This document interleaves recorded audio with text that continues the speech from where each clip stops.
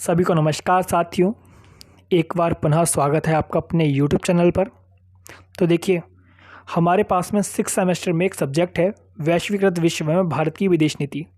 ठीक है जी, आज इसके विषय में पढ़ेंगे।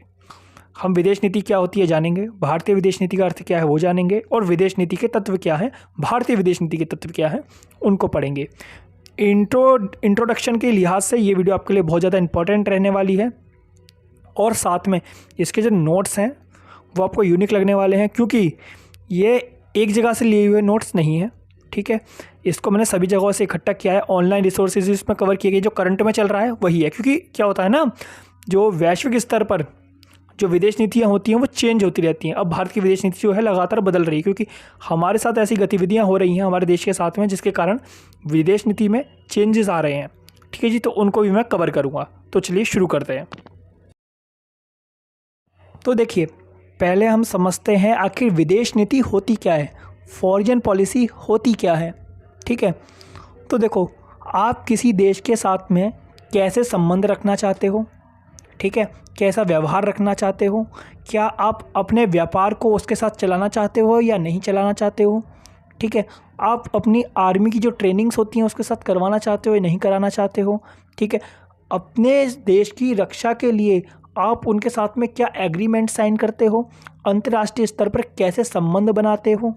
ठीक है, ये सभी चीज़ें जो हैं, ये सारी रणनीतियाँ होती हैं, ये एक देश की विदेश नीति होती है। ठीक है, मैं आशा करता हूँ आपको समझ आया होगा।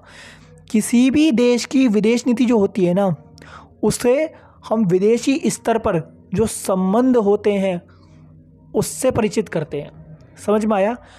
एक देश के अंतर्राष्ट्रीय स्तर पर किस प्रकार के संबंध हैं, वो अंतर्राष्ट्रीय स्तर पर क्या निर्णय ले रहा है, किस रणनीति को चला रहा है, ये विदेश नीति होती है किसी देश की। ठीक है जी, उदाहरण के तौर पर आप भारत ले लीजिए। ठीक है, भारत जब हमारा देश आज़ाद हुआ उससे पहले 1945 में विश्व युद्ध हुआ, द्वितीय विश्व युद्ध हुआ। ठीक है, द्वितीय विश्व युद्ध जैसे ही ख़त्म हुआ, फिर दोनों जो पूरी दुनिया थी दो भागों में बट चुकी थी। ठीक है, पूर्वी और पश्चिमी। ठीक है, एक हिस्सा पूरा का पूरा रूस यानी कि यूएसएसआर के अंतर्गत था, जिसको हम बोलते हैं सोवियत संघ, और एक हिस्सा पूरा का पूरा यूएसए के अंदर था। ठीक है, जैसे नाटो वगैरह का संगठन बना था, एक वार्सा संधि बनी थी। वार्सा संधि जो थी वो रूस यानी कि रशिया अर्थात यूएसएसआर के पास थी, और जो इन्होंने संगठन बनाया था यूएस वालों ने, वो कौन सा बनाया था, वो बनाया था नाटो। ठीक है, लेकिन भारत जो था वो ना तो नाटो में मिला और ना ही वार्सा में मिला। मतलब ना तो उनने अमेरिका को लिया, ना ही उनने रशिया को लिया, मतलब कि ना तो उन्होंने सोवियत संघ को लिया।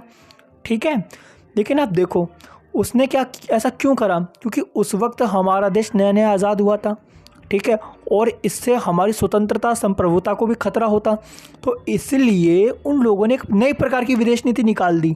ठीक है, इन दोनों गुटों पे ना मिलकर उन्हें तीसरा गुट बनाया, गुट निरपेक्षता का गुट।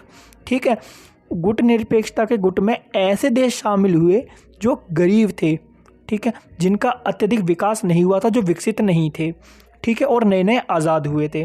तो ये विदेश नीति अलग प्रकार की विदेश नीति बनी, मतलब हम ना तो इसमें मिले ना उसमें मिले। तो देखिए, यही कहते हैं विदेश नीति। अर्थात भारत के संदर्भ में बात करें तो भारत ने क्या किया, भारत ने अपनी विदेश नीति ऐसी निकाली जिसमें उसने एक भी गुट का साथ नहीं दिया, वो एक भी गुट में नहीं मिला। ये भारत की अंतर्राष्ट्रीय स्तर पर विदेश नीति थी। ठीक है जी, मैं आशा करता हूँ आपको समझ में आया होगा। तो चलिए आगे चलते हैं। तो देखिए, अभी मैंने आपको विदेश नीति के विषय में समझाया कि विदेश नीति किसे कहते हैं, और साथ में मैंने थोड़ा सा एग्जाम्पल लेके भारत की विदेश नीति थी उसको भी समझाने का प्रयास किया, और मैं आशा करता हूँ आपको समझ में भी आया होगा। तो देखो, पहले तो आप नॉर्मल शब्दों में समझने की कोशिश करो कि भारतीय विदेश नीति क्या है। आप ग्रेजुएशन के छात्र हो, ठीक है, ग्रेजुएशन के स्टूडेंट हो, आपको अंतर्राष्ट्रीय स्तर पर इतना मालूम है, ठीक है, कैसी स्थितियां चलती हैं, भारत जो है कैसे काम करता है। ठीक है, तो नॉर्मल सी बात है कि भारत का मेन कारण क्या है, भारत क्या काम करता है। भारत का मेन उद्देश्य रहता है शांतिपूर्ण व्यवस्था बनाना। ठीक है, अंतर्राष्ट्रीय स्तर पर शांतिपूर्ण व्यवस्था बनाना, और जितने भी लड़ाई झगड़े हैं इनको शांति से सुलझाना। भारत कभी भी ऐसा नहीं होता कि पहले आक्रमण कर दे। जब तक सामने वाला व्यक्ति, सामने वाला देश हम पर आक्रमण नहीं करेगा, हम नहीं करेंगे। ये पॉलिसी सब जानते हैं, ठीक है। उसके साथ में जो भारत है वो अपने पड़ोसी राज्यों की हेल्प भी करता है ना, मदद भी करता है। लेकिन भारत केवल तभी हथियार उठाता है जब उसकी सुरक्षा की बात आती है, उससे पहले वो कभी भी हथियार नहीं उठाता है, ठीक है। मैं आशा करता हूँ आपको इतनी बातों से बहुत कुछ समझ में आ गया होगा। देखो, जो भारत की विदेश नीति है ना, उसका जो मेन उद्देश्य है, ठीक है, वो क्या है? अंतर्राष्ट्रीय स्तर पर शांति बनाना, सुरक्षा बनाए रखना, और वो मेन जो है ना, उपनिवेशवाद का टोटली विरोध करता है। क्योंकि हमारा देश जो है 200 साल तक गुलाम रहा, ये सब जानते हैं, ठीक है। हमने कितनी सारी यातनाएं सही हैं, ये भी हम जानते हैं, ठीक है। हमारे पूर्वजों ने कितने सारे विडंबनाओं से रहकर आज आज़ादी पाई है, हम बहुत अच्छे से समझते हैं, ठीक है। तो इसलिए भारत का मेन उद्देश्य रहता है शांति बनाए रखना, सुरक्षा, और तीसरा रहता है समाजवाद जो होता है, मतलब उपनिवेशवाद का विरोध करना, ठीक है। उपनिवेशवाद का मतलब आप समझते हो ना, जब कोई देश किसी देश पर कब्जा कर लेता है तो उसे उपनिवेशवाद कहते हैं, ठीक है। जब किसी देश पर दूसरे देश का कब्जा हो जाए तो उसको उपनिवेशवाद कहते हैं, ठीक है जी।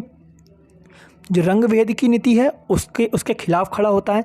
मतलब जैसे हमने देखा, जो गांधी जी थे, ठीक है, उन्होंने दक्षिण अफ्रीका में जाकर रंग भेद के खिलाफ आवाज़ उठाई और दक्षिण अफ्रीका में रंग भेद को समाप्त किया और भारत आए, ठीक है। ऐसे ही अंतर्राष्ट्रीय स्तर पर सारे जितने भी वाद विवाद होते हैं उसको शांति से सुलझाना, उसको एक तार्किक रूप में सुलझाना, राजनीतिक परछप लहराना, यह भारत का उद्देश्य रहता है, यह भारत का मोटिव रहता है, ठीक है। उसके साथ में भारत की गुटनिरपेक्ष जो नीति है उसको हम अच्छे से जानते हैं। उसमें उन्होंने क्या किया था, ना तो वो यूएसएसआर की तरफ गए थे, ना ही वो सोवियत संघ की तरफ गए थे। इससे उनको क्या क्या फ़ायदे हुए, इसको हम आगे जानेंगे, चलिए, ठीक है। तो देखिए, अब हम पढ़ने वाले हैं कि भारत की जो विदेश नीति है उसको बनाने के लिए किन किन तत्वों का समावेश किया गया, मतलब किन किन तत्वों को मिलाकर भारत की विदेश नीति बनी। आखिर भारत की विदेश नीति जो है वो स्वतंत्रता के बाद ही इन्वेंट हुई, स्वतंत्रता के बाद ही बनी, या फिर उसका पुराना कोई इतिहास है, ठीक है। तो देखो, भारत की जो विदेश नीति है ना, भारत की विदेश नीति ऐसी विदेश नीति है जिसका अपनी पुरानी सभ्यता में बहुत अच्छा परिचय है, ठीक है, जिसकी खुद की संस्कृति है, जिसकी खुद की धरोहर है, ठीक है। प्राचीन काल से ही भारत के अंदर विदेश नीति के अत्यधिक गुण रहे हैं, ठीक है। और हमारे देश में कई सारे विद्वान ऐसे रहे हैं जिन्होंने इस बात का सर्वश्रेष्ठ परिचय भी दिया। उदाहरण के लिए आप कौटिल्य जी को ले लो, अशोक जी को ले लो, ठीक है। कौटिल्य जी ने तो विदेश नीति बनाकर इतना अच्छा पराक्रम किया कि उन्होंने अपने अपमान का बदला भी लिया था, ठीक है। और हम अशोक जी की बात करें तो अशोक जी ने युद्ध के पश्चात अपनी संस्कृति का असली भाव दिखाया, और युद्ध के पश्चात उन्होंने ऐसा धर्म अपनाया जिसमें उन्होंने नैतिकता का साथ दिया। हम बहुत अच्छे से जानते हैं, इसको हम डीपली भी पढ़ेंगे। गांधी जी जो थे वो पूर्ण रूप से अहिंसा को मानते थे, ठीक है। वो कहते थे कि सत्य को प्राप्त करने के लिए, सत्य का ज्ञान प्राप्त करने के लिए जिस साध्य को यूज़ किया जा सकता है वो केवल और केवल अहिंसा है, ठीक है। अहिंसा का मार्ग चुनिए और आप सत्य को प्राप्त कर सकते हैं, ठीक है जी। तो चलिए आगे चलते हैं। तो देखिए, जो कौटिल्य जी थे वो एक यथार्थवादी राजनेता थे, ये हम अच्छे से जानते हैं। और वो युद्ध को ही शक्ति और विदेश की नीति का प्रमुख साधन मानते थे। उनका कहना था कि अगर आप किसी राज्य को अपनी सुरक्षा को नैतिकता के साथ में सुलझा सकते हो तो ठीक है, वरना आप युद्ध का साथ लो, ठीक है। आपको अपनी रक्षा के लिए कुछ भी करना पड़े वो करना चाहिए। अपनी राज्य की सुरक्षा के लिए, अपने अभिमान के सुरक्षा के लिए जो कर सकें वो उचित है, ठीक है। उनका मानना ऐसा था। और वो कहते थे कि अपनी विदेश नीति का जो प्रमुख साधन होता है वो युद्ध होता है, ठीक है। यदि कोई विदेश नीति के अंतर्गत कोई कार्य ऐसा है जो प्रेम भाव से नहीं सुधर रहा, अहिंसा से नहीं सुधर रहा, ठीक है, नैतिकता का भाव साथ देकर नहीं ठीक हो रहा, तो आप युद्ध का साथ लो, ठीक है, कुछ भी जायज़ है, ठीक है जी, वो ये बात कहते हैं। अशोक जी को हम बहुत अच्छे से जानते हैं। उन्होंने युद्ध के पश्चात हिंसा को छोड़ दिया। उन पर उस युद्ध का इतना प्रभाव पड़ा कि उन्होंने इतने लोगों को मरते देखा कि उनकी आत्मा रो उठी, और आत्मा रोने के बाद उन्होंने धम्म अपना लिया। धम्म के बाद उन्होंने स्वतंत्रता समानता पर बल दिया और शांतिपूर्ण रूप से अहिंसा का साथ दिया, ठीक है। उनसे जो हमारे नेहरू जी थे, वो उनके आदर्शों से, वो उनकी नैतिकता के स्वभाव से बहुत ज़्यादा प्रभावित हुए, और उनका ये प्रभावित रूप जो है ना, वो हमारी विदेश नीति में दिखाई भी देता है। कैसे? विदेश नीति में ये वो मानते हैं कि अंतर्राष्ट्रीय जितने भी मामले होते हैं, जितने भी वाद विवाद होते हैं, उनको शांतिपूर्ण और अहिंसक रूप से सुलझाना चाहिए। उनका मानना ऐसा है, ठीक है। और इसलिए वो हमारे देश में आंतरिक रूप से भी सुझाव देते हैं, और उन्होंने संविधान के अंदर भाग 4 में राज्य के नीति निर्देशक तत्वों को भी शामिल करवाया, राज्य के नीति निर्देशक तत्वों को भी शामिल करवाया, ठीक है। और गांधी जी, जिनको हम महात्मा गांधी जी के नाम से जानते हैं और बहुत अच्छे से जानते हैं, महात्मा गांधी जी को जो महात्मा की उपाधि है वो रविंद्रनाथ टैगोर जी ने दी। हालांकि वो उनके कुछ आलोचक भी रहे हैं, और इसको मैंने पढ़ाया भी है, ठीक है। तो देखिए, जो गांधी जी थे, उनके विचारों में भी नैतिकता दर्शाती है, ठीक है, नैतिकता को दिखाई देती है बहुत अच्छे से। और हम देखते हैं वो क्या कहते हैं कि सत्य को प्राप्त करने का केवल एक ही मार्ग है, वो है अहिंसा। अर्थात यदि आप सत्य को खोजना चाहते हो, सत्य को ढूंढना चाहते हो, ठीक है, उससे परिचित होना चाहते हो, तो वो कहते हैं कि आप एक अहिंसक व्यक्ति बनिए, ठीक है।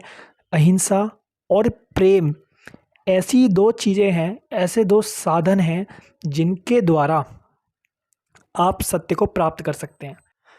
और गांधी जी के दर्शन हमारे स्वतंत्रता संग्राम के आदर्शों तथा भारतीय परंपरा के मौलिक सिद्धांत यानी कि वसुधैव कुटुंबकम जो है उस पर आधारित है। देखिए, ये वसुधैव कुटुंबकम जो था, इसका अर्थ है पूरा संसार, पूरा विश्व जो है एक परिवार है, ठीक है। उनका यहाँ पर कहने का अर्थ ये है, ये हमारा एक सिद्धांत है, ठीक है, मौलिक सिद्धांत है कि जो पूरा विश्व है वो एक परिवार है। और जो ये सिद्धांत है और जो हमारे स्वतंत्रता संग्राम के आदर्श हैं, ठीक है, वही उनके दर्शन में दिखते हैं, ठीक है जी। मैं आशा करता हूँ आपको वीडियो पसंद आया होगा और समझ भी आया होगा। अगर कुछ ऐसा है जो आपको समझ नहीं आ रहा है, ठीक है, तो आप मुझे बता सकते हैं। चलिए, धन्यवाद।